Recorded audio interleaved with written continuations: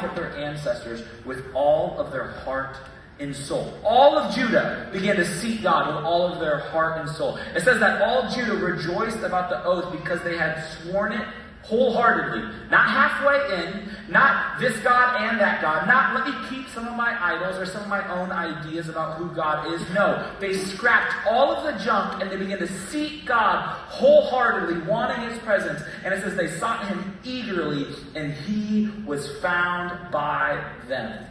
So then what happened? So the Lord gave them rest on every side. Prosperity, protection, peace, no war for 35 years.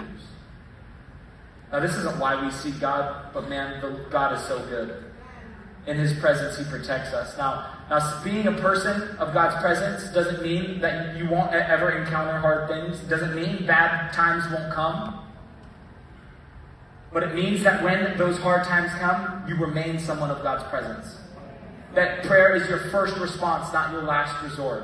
That you pray first and you problem solve second.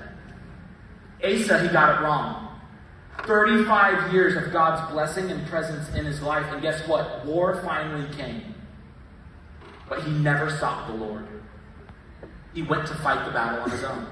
He made a partnership with a foreign nation without seeking God, without taking any advice, without praying. He thought, hey, I'll handle this. I don't need God's help. Well, that was the end of it. That was the end of God's presence. That was the end of God's peace because he took it into his own hands. See, friends, it's so important that we understand what Hebrews says, that without faith, it's impossible to please God.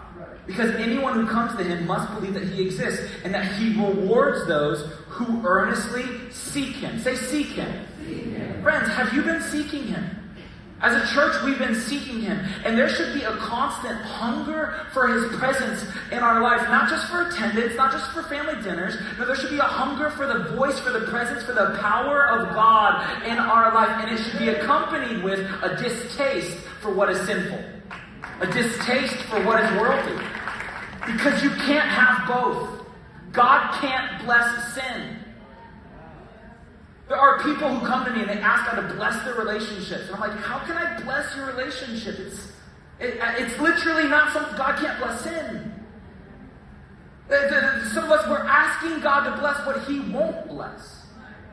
Because there are things that we have to tear down in our life. People of his presence, they've been reborn now.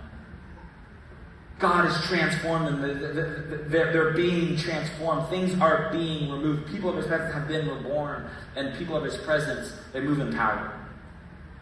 You see, I think it's important